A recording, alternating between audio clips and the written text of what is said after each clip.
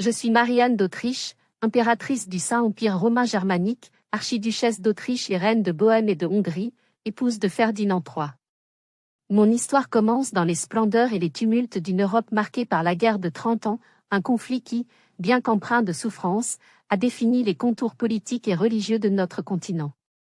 Née en 1606 à Graz, je suis issue de la maison des Habsbourg, une dynastie qui, depuis des siècles, façonne le destin de l'Europe.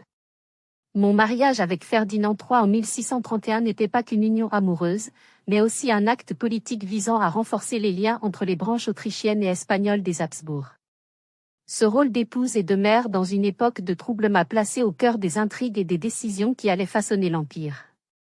Mon règne aux côtés de Ferdinand III a été marqué par de nombreux défis. La guerre de 30 ans, qui avait éclaté bien avant notre mariage, pesait lourdement sur nos royaumes. Les batailles incessantes, les épidémies et la famine ravageaient nos terres. Pourtant, avec mon époux, nous avons travaillé sans relâche pour restaurer la stabilité et la prospérité. Ferdinand, un stratège prudent et un fin diplomate, a su conclure la paix de Westphalie en 1648, mettant fin à ce conflit dévastateur. En tant qu'impératrice, mon rôle n'était pas simplement symbolique. J'ai pris part aux affaires de la cour, soutenu les artistes, et encouragé la foi catholique dans un empire divisé par les tensions religieuses. Mon dévouement envers l'Église a renforcé l'influence des Habsbourg dans le combat contre le protestantisme. Je ne saurais oublier les joies et les peines personnelles qui ont marqué mon existence. J'ai donné naissance à plusieurs enfants, dont certains ont eu des destins remarquables. Mon fils Léopold, futur empereur, a hérité de l'esprit et de la force nécessaires pour diriger notre dynastie. Cependant, j'ai également connu des pertes déchirantes, comme la mort prématurée de plusieurs de mes enfants. Ces épreuves ont forgé ma foi et ma détermination à poursuivre mon rôle de mère et de souveraine. Au-delà des conflits, j'ai toujours eu à cœur de soutenir les arts et la culture, dans la lignée de notre famille.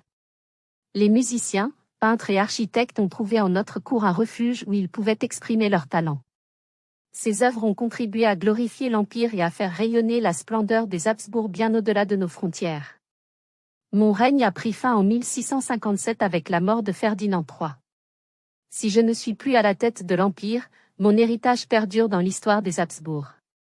Ma vie fut marquée par des sacrifices, des décisions cruciales et une volonté inébranlable de servir mon empire et ma famille.